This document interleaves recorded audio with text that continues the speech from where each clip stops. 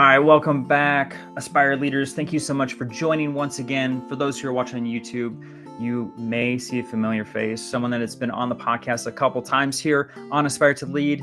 And honestly, I feel bad because I looked it up and LaVonna Roth has not been on the podcast since 2020, which is absolutely insane. And I feel terrible about it because I absolutely love LaVonna. She has been a part of so many projects of mine, including my book. She endorsed Aspire to Lead. She has been on, the School Behavior Solutions Summit just a couple months ago and did a phenomenal job. And she talked about the S.H.I.N.E framework, which we'll touch on today. But LaVonna does phenomenal work with educators all over this country. And I'm just so honored to have her back on the show, but then also to call her friend. So LaVonna, thank you so much for being on the podcast again. Oh, Joshua, it is reciprocated. I'll put it that way. And 2020, that blew my mind. But I know there's a lot of people and amazing people out there to interview. So the fact that you're bringing me back, hey, I'll take it. So thank you. Oh, true honor. Because I saw you, obviously Charlie Peck and I had that event, the summit, and asked you to be a part of it. You blew it out of the water. It was phenomenal. And you talked about, your S.H.I.N.E framework. And also it was this like light bulb moment that I have not talked to you on the podcast for way too long. So right away, I emailed you, thanked you for being on the summit, killing it, and then also asked you to be back. And for those who are looking to go back, it's episode 119, and LaVonna did a phenomenal job. So make sure that you go back and review that. But LaVonna, I just wanted to get an update from you because I know a lot of time has passed since the last time we've talked here. And so if you could just share with the listeners what you're up to now. And then also, I would love for you to also review the S.H.I.N.E framework because I think it's just such a powerful resource for folks. Well, yes, I'd be happy to. As far as what's new, I'm trying to think, okay, 2020 was such a shift for so many of us, and just trying to figure life out in general, Yeah. and then a direction that we want to go and a direction we can go. So it's been a journey, but that's a big part of what S.H.I.N.E is about too, is embracing that journey. And so let me share the S.H.I.N.E framework first, and then I'll back up just a smidge and kind of fill in a little bit. But S.H.I.N.E is the acronym, so it's Ignite Your S.H.I.N.E.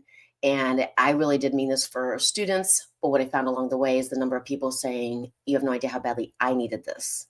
And these were adults, these were police officers, Board of Ed members, superintendents, teachers, like you name it. And I thought, holy cow, this is what this is meant for the human. And so through that, just what I love about journeys, we all go on them, is that we discover things that we didn't even realize. And applications and ahas, and it's so fun from that perspective. And so S is self, and we look at what are your strengths, gifts, skills, and talents, and really what you're good at doing, because we could hear all day long and we're very good at telling ourselves what we're not good at doing, what we should be better at doing, but that doesn't solve it. And according to research, your strengths will remain a strength, but your weaknesses will never get to the level of a strength. So what if we flip this model, teach how we teach kids, how we lead, and really focus on the strengths that we bring to our leadership, and then what others do the same. So when we get to H is heart, though, because that's also so important. What are your passions? What do you love to do?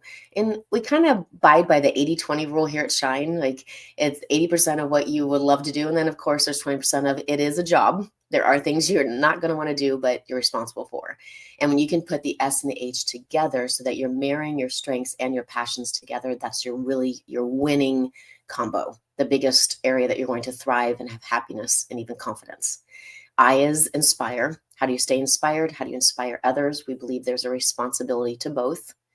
And is navigate. I've been talking about all of this SHI, but it's you putting it into action. We can have all this greatness about us, but if we do nothing with it, then that we're kind of missing the purpose. And so navigate is, what is your journey, your story? What are your goals? What do you want as a leader in this case? But then outside of that too, as a person, in your personal life. And then E in S.H.I.N.E is exceptional, because you're becoming the exceptional person, exceptional leader, family member, you fill in that blank, but the exceptional person you're meant to be, not anybody else. And so when we start to highlight and elevate the greatness about what we bring to the table, then we truly thrive in that way, because we're highlighting who we are. So when I think about the journey that I've been on, that's been part of this journey. And I, of anyone, Joshua, have had to live S.H.I.N.E, like really dig in myself, because, some people are like, oh my gosh, it's so easy for you. No, I'm also human, and I go through the pitfalls and the journey, and 2020 being an example that I think we all can relate to. So it's just been, still do a ton with education, leadership, but we have expanded our wings into leadership across industries, but specifically a strong focus on women in leadership. Awesome. Well, we're going to definitely touch on the women leadership component. I want to talk about, though, real quick about just the break going into 2025. I have the opportunity to speak to a lot of educators and specifically leaders, and I feel like a theme that has been occurring is just the loss of confidence in the work that they're doing and also how they're affecting others. And so I just would love for you to speak on that as far as, for our leaders, maybe they even feel like they have imposter syndrome. Like, you know what? I thought I was a great leader, or I thought I was going to make a giant impact. It's just not going the way I thought it was going. And, what are some ways that they can maybe overcome these feelings? Yeah. First of all, you're normal having all of that. Yeah. Somebody Right. who digs so deep into this, even, I experienced primarily, I would say the confidence drop. So I have worked through, and it's taken a lot of work to not have imposter syndrome.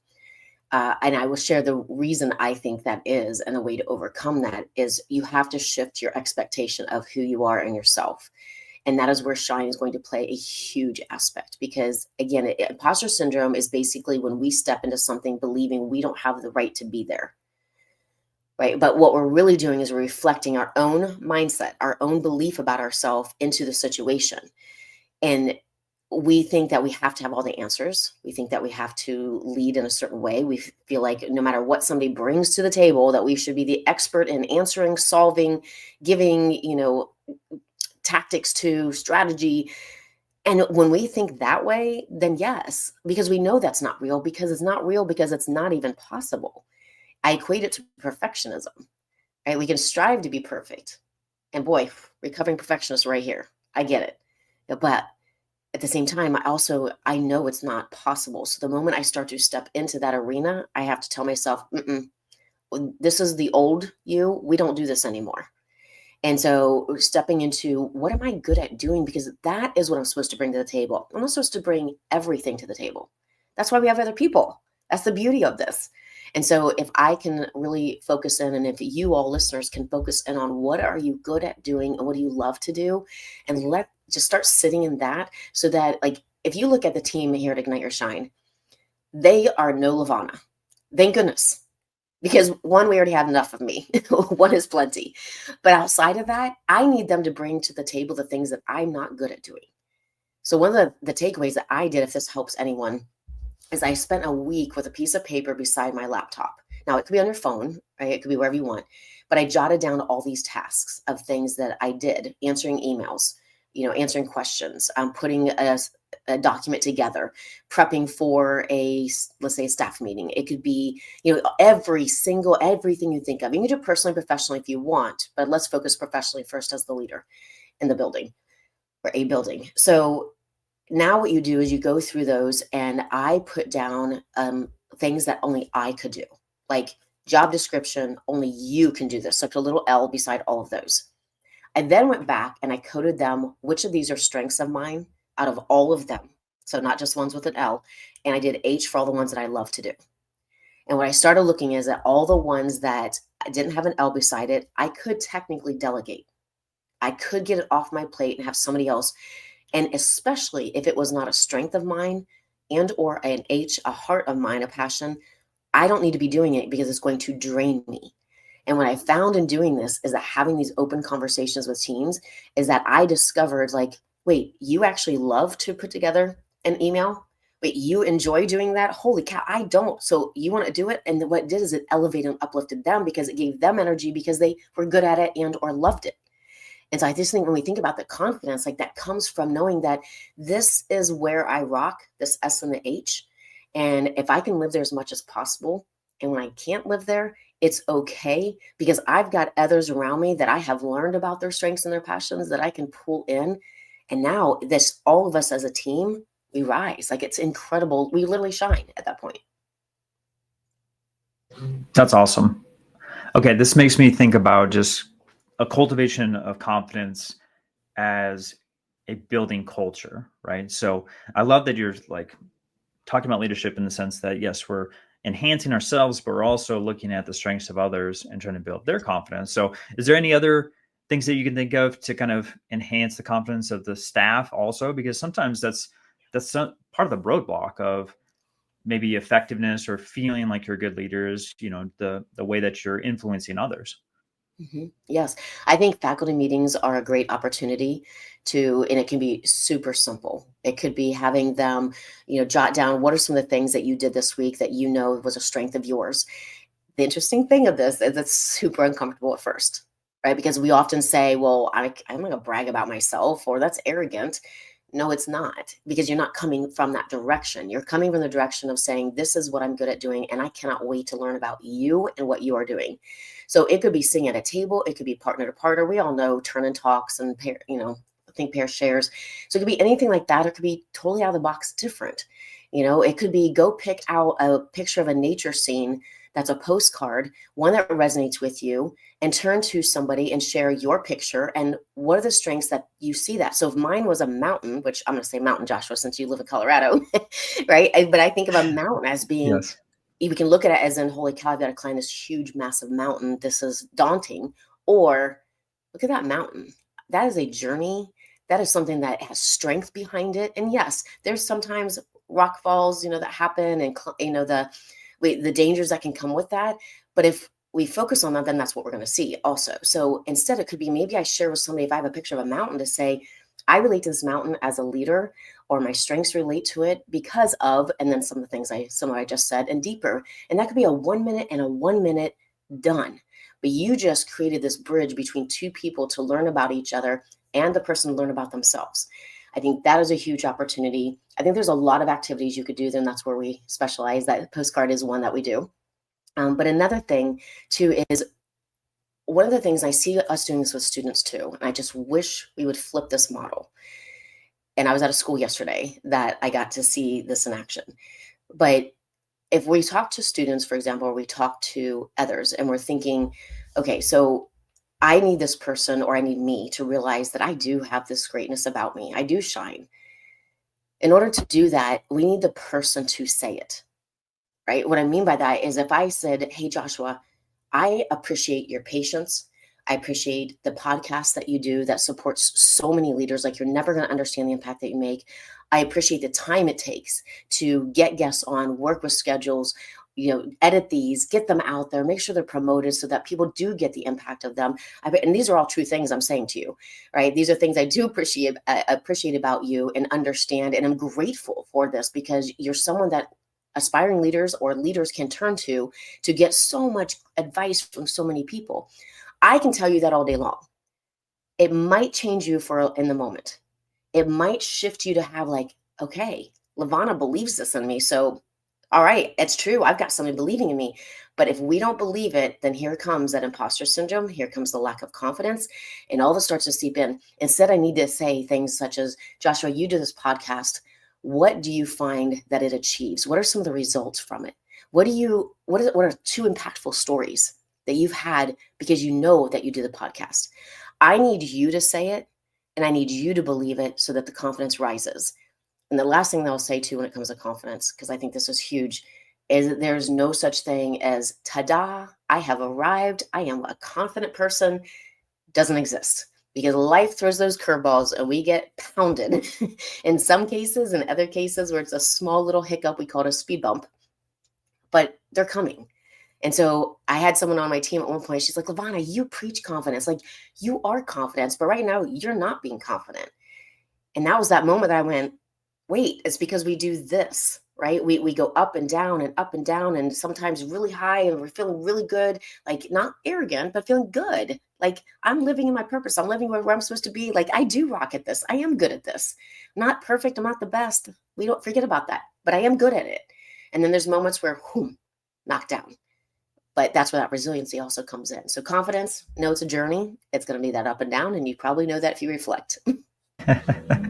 Yes, that self-awareness is huge. And hopefully, as we took that break, a lot of people were doing some time of reflection moving into the new year. I love your imagery, of course, of the mountain. I mean, for those who are watching, you can see that my logo is a mountain. And then, of course, my book cover, well, I flipped it. It's on my other shoulder. Also is climbing a mountain. So I want to talk about maybe the challenges, specifically though, with women in leadership. What are, maybe we can set the stage, LaVonna. What are some things that specifically women are uniquely challenged with right now in the educational and when it comes to leadership? And then also, what are some ways that you help them overcome those challenges?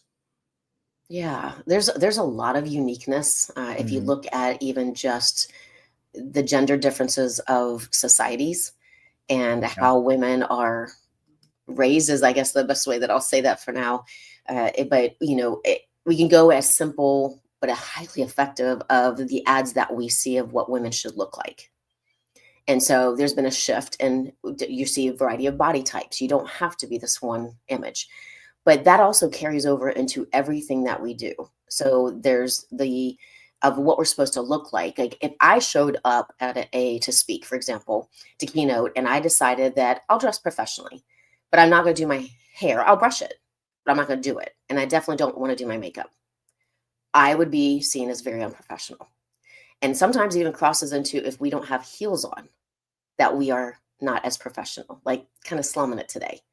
And so, we're kind of lacking in our professionalism with that. So it's it's that is one of the image itself physically of what we see. We're also raised to see, again, I'm going to speak mostly Western culture here, but we're also raised to believe that we have to do it all and we have to do it all well. And so what's interesting is that, it shifted after the war where women started working factories, but the duties of women at home did not change. And then you add in, we end up, because of inflation and a lot of other things that come into play, we end up, we need to work.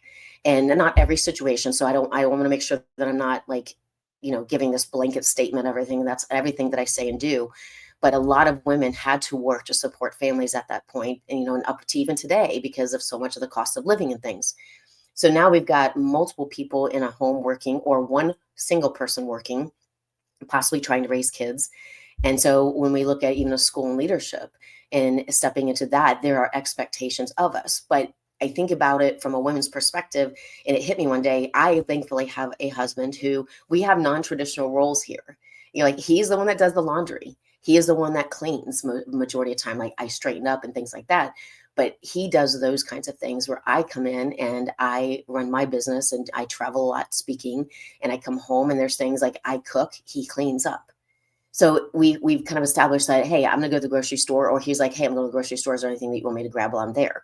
So we have the non-traditional, but in a lot of situations, and the pressure, even as a woman, is that I'm not a good wife, I'm not a good mom, I'm not a good friend if I'm not balancing all of that. And so women took on not only they had the full-time job of a lot of what happens at home, but also an actual full-time job that they go to. And so, there was a list I posted not too long on social media, and I can't tell you the number of people that reached out to me just saying, oh my gosh, because it listed all of the things that women do at home. And it's exhausting. And that's just home. And so, again, it's going to be different everywhere, right? And the roles that take on. But when we think about just the impact of that, and then the one caveat that I'll also throw into, or one point that I'll throw into, is that as when we look at leadership, it tends to our hierarchy, and I'm not a fan of hierarchies, but I also understand that there does have to be somebody to make the final decision on things. But if we look like, let's say, a school system, you can be a teacher to then assistant principal to a principal to maybe an assistant superintendent or director of something to then superintendent. But if you see me, for those who can see me, but if you think of a mountain, as you go up the hierarchy, those job availabilities become smaller and smaller. So now you've got a multitude of people, all genders, right? Multitude of people going for limited positions. And unfortunately, as humans, sometimes the nastiness or the um, things that we wouldn't normally do, it's not in our character to do, but comes out in those situations, can happen as well. And I think it just can create a toxic environment, or things where we look back and we're like, holy cow, that is not who I am. It's not who I want to be. So, but I stepped into that. I stepped into that. How do I fix that?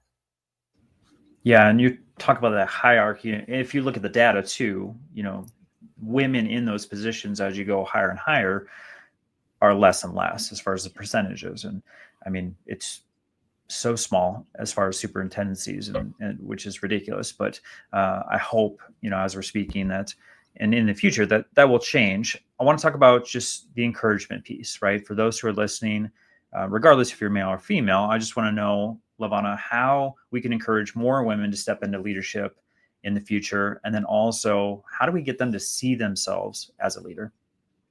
Yes. So seeing themselves as a leader, I'll go back to shine, and finding people who believe in you. I have definitely had people who believed in me when I didn't believe in me, and having that perspective. And I can speak of one that in particular, she stands out to me. She's a teacher, a kindergarten teacher in Georgia. And I remember I had seen that her district was doing an academy for leaders. And I shared it with her and I was like, you should like apply for this. This is amazing. She goes, oh, but I'm not a leader. Okay. We're talking about a kindergarten teacher who implemented Shine in her classroom that then went school wide. And 6 years later, they're still school wide. That is leadership. You don't have to have the title, right? Because to me, everybody is a leader. It's having that belief and that opportunity. So if we can start to view that from our own perspective of let's really look at what leadership is. And I encourage you look up the definition of leadership. It doesn't say to have a title of ABC. It can, but leadership to me is, yeah, it's an interesting road and journey, and the thoughts that we have around that. And Joshua, can you remind me what was the first question, part of the question you asked me? Yeah, I was just wondering about the encouragement piece, right? As far as getting more women to step into leadership roles, because I mean, there's a lot of, and you could say that it's STEM and things like that, right? There's a small percentage of students, female students, that go into STEM. And I know there's a lot of initiatives that people have tried to do to increase that number. It's very similar as we transition over to leadership and women in leadership specifically. And I'm just thinking about, our leaders, our current leaders that are listening. I really do hope that they are encouraging women to get in leadership roles. But what are some ways that they can do that, maybe on their campus or within their district? Yeah, thank you. Thank you for that. So the other thing too is to keep in mind that we tend to see ourselves in whoever we look up to, or we don't see ourselves. And it's a two-way street. So if I, for example, am in a building where I only see male leaders and I'm a woman, I'm not seeing myself in there. Doesn't mean I don't believe I can, doesn't mean that it might possibly, but subconsciously, there's still the seed planted of, am I good enough? I don't see other women, so maybe I shouldn't be leading. And again, we can be not aware of these thoughts. We can think, I don't think that, but subconsciously, you're so trained, you do think that. And so it's fascinating. So I feel like if we can have these conversations, which is what I love to do, is and how do we work through this? How do we elevate women? And what I do love is I have been partnering with like multiple organizations, educational organizations, and like I know in 2026 I'll be keynoting the Missouri Elementary School Principals. Their conference that they're having and doing the women in leadership aspect of that, and then also keynoting the next day for general leadership. But it's having these conversations and these opportunities for women to come together, but also for males to come and to see this and to say, hey, how do I support this? And what I was going to say is that what's been very cool in this journey of having these moments with all women and some males coming in to be allies and advocates is that the number of women who do say that the males have uplifted them. And I'm like, yes, yes, because our perspective sometimes can be that, oh, no, it's not. And that's not true. So we can tell stories on all sides. There's always going to be a situation or a case of somebody who did not lift somebody up. But I really feel like if women can have this space, because this is what I've seen, is that when women have the space to have these open, honest conversations, because things have been different for us, then it's not well, we're going to come out and, blazing and we're going to be like shutting everything down and we're taking over the world. That's not what happens at all. What happens is, I mean, I'm okay with that, but no, I'm just kidding. But what happens is that it gives that confidence, that conversation of that, despite what I've been raised or told or I see, I can do this. And as women, like to have our backs with each other and to create, it literally is a sisterhood, to create this like, hey, if you're ever feeling this way about yourself or believing that you can't do the X, Y, and Z, look at everybody you can turn to here to have these conversations and to work through self-doubt and to have that confidence and to get through these barriers that we sometimes see. So I just think It's having the conversation. Like, let's just talk about it. I know it's not fun. I Yeah, know it. But that's for not, sure. by not talking about it is also not how we get through things. Oh my gosh, no. No. And LaVonna, I've told you this before, but of my 17 years as an educator, both as a teacher and an assistant principal, I have had the pleasure of serving under a woman principal 16 of the 17 years that I was in education. So Wow. I've seen firsthand just some phenomenal, just amazing, powerful women that have done some great things in the educational community. So very blessed in that. I want to talk about some of your projects, LaVonna.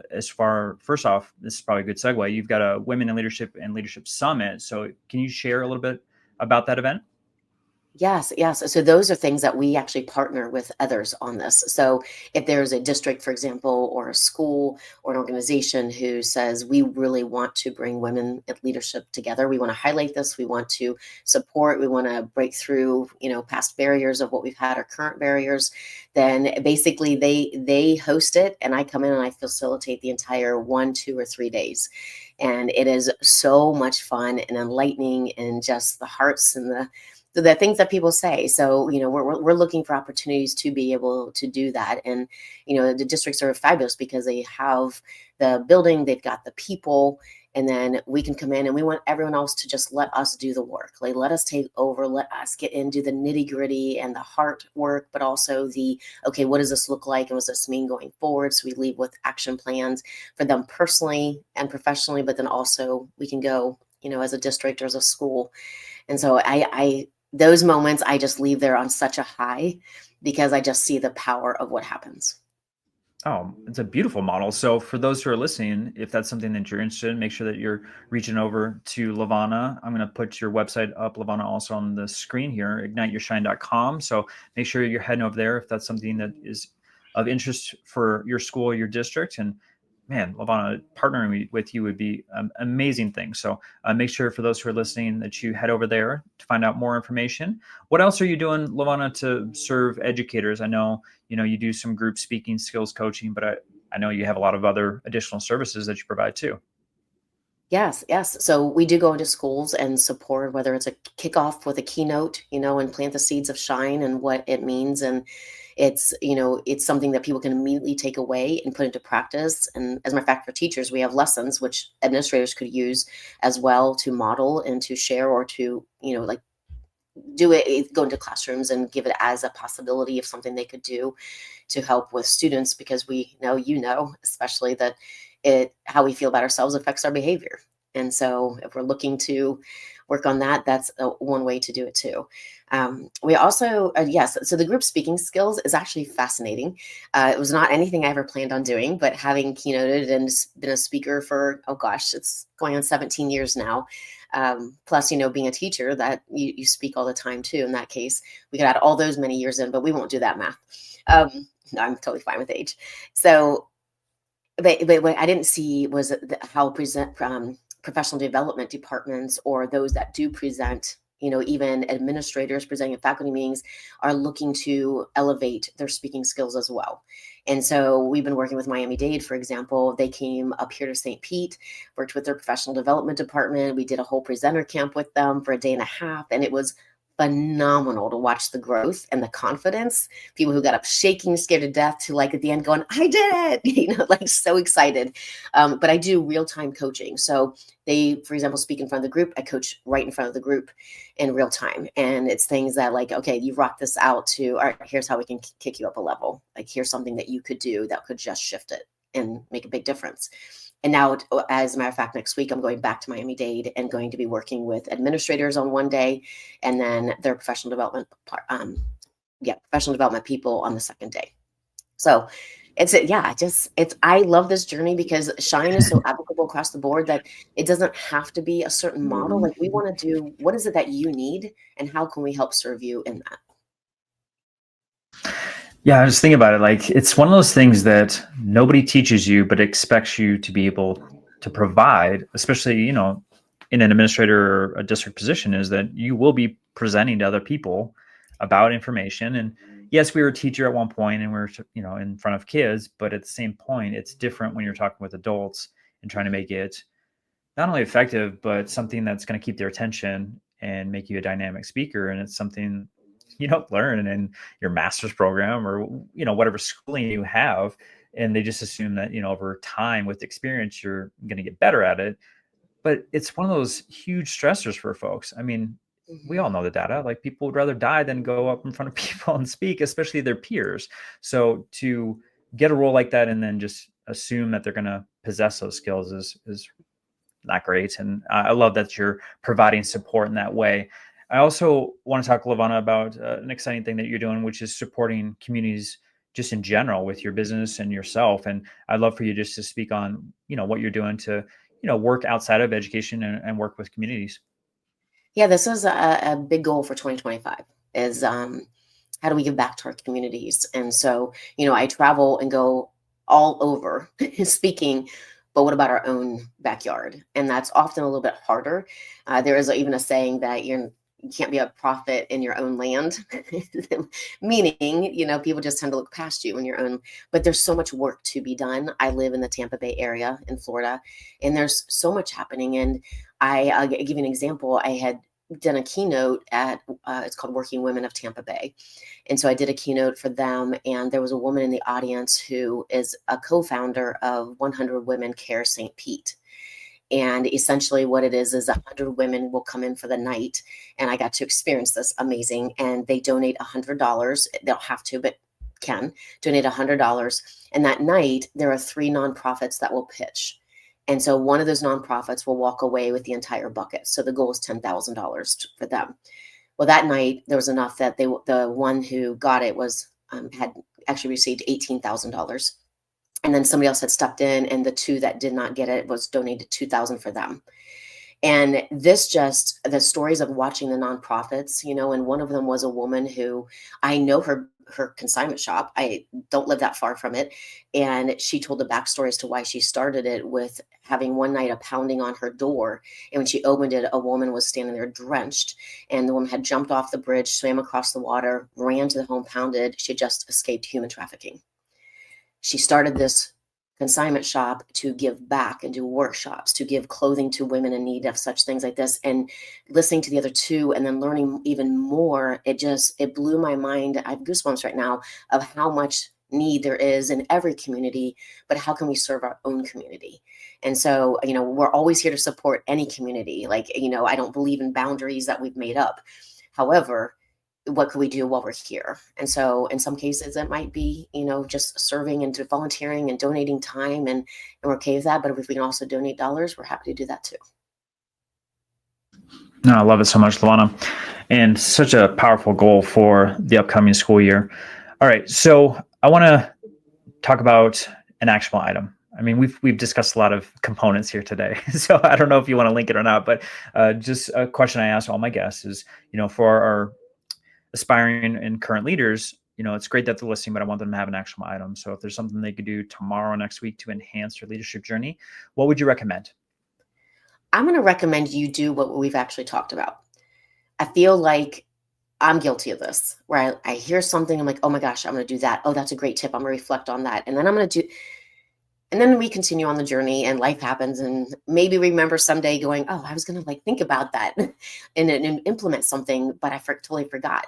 I'm going to ask you to, hopefully if you took notes during this, you do, but if not, could you pause even for a moment and or put it on your calendar? And that's kind of what you put on the calendar is a non-negotiable. Like, put on the calendar, I am going to either re-listen to this and even other Aspire to Lead episodes, but reflect on what was the one thing that was shared or multiple things that really stood out to me that I could make a difference with it today, or something I've been avoiding, I don't want to think about, but I know I need to, and put that on the calendar. It's a non-negotiable time. And this is the one thing I'll say, non-negotiable to me, because this is how I do my workouts, is it goes on the calendar, but I'm only allowed to move it one time.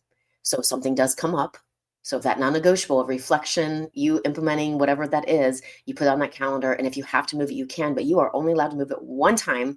So you have to be super cognizant of where you move it to. How about that for the action? That is powerful, and actually you might steal that from my own life. I think it's a great component of, well, just that mental hurdle that we have to take. And you're right. I mean, as leaders, we all know this. our time is not our own. It is extremely busy, and we have to put out fires constantly. But I do think we need to be cognizant and actually be very intentional about our calendars and what's important to us. Similar to what you were talking about earlier with the list, and color coding it or putting little letters next to them to designate what those things are. If it's important, we need to find time to do it. And Yeah. and I'm with you. So, LaVonna, I really want to talk to you all day, but I Let's do it. can't. Well, I know folks might want to reach out, connect with you on social media, follow your journey, also get some additional resources. I've been throwing up your website for those who are watching on YouTube, igniteyoursshine.com. Is there any other ways that folks can connect with you? Yes, yes. So igniteyourshrine.com is definitely a great way. There's, form Yes. on there. You can even go in and connect. But on social media, we're most active on LinkedIn. And so it's at LaVonna Roth, and I'll spell that. I know it'll be in the show notes, but in case you're listening, it's LaVonna, and Roth is ROTH, like the Roth IRA. And then our company is at Ignite Your Shine. But if you're on Instagram, everything's the same, except it's at Ignite Your Shine now. And those are the two primary platforms that we are on, is LinkedIn and Instagram. Would love to connect. For sure. Yes. And I will 100% have all of these links in the show notes for folks. So make sure you do that. I do want to highlight that LaVonna has been on the podcast before. So please go back. And, I think LaVonna does just a phenomenal job anytime that she's speaking about Shine. Also, for those who are watching on YouTube, on my YouTube channel, I also have the time that LaVonna was on with the summit. So I think it's like 12, 13 minutes of her going through Ignite Your Shine. So she also is doing sign language in this video and really breaking it down just beautifully. So can't speak enough of her. So if you haven't seen that, you can head over to my channel, Joshua Stamper, and find that. We have a whole host of speakers for the summit. But all that being said, LaVonna, you are amazing. You're just an amazing person. I love your passion. I love what you're doing, not only with educators, but businesses, now the community. You have such a servant heart. And I'm just so appreciative of you as a leader and for your time on Aspire to Lead. Thank you. When I saw your email, I was like, yes. So, yes, Joshua, anytime I would gladly come on here and talk to you all day, whatever that takes. And what I said earlier, as you as an example, I truly meant. So thank you for all the work that you are doing and the difference that you're making. Oh, thank you so much.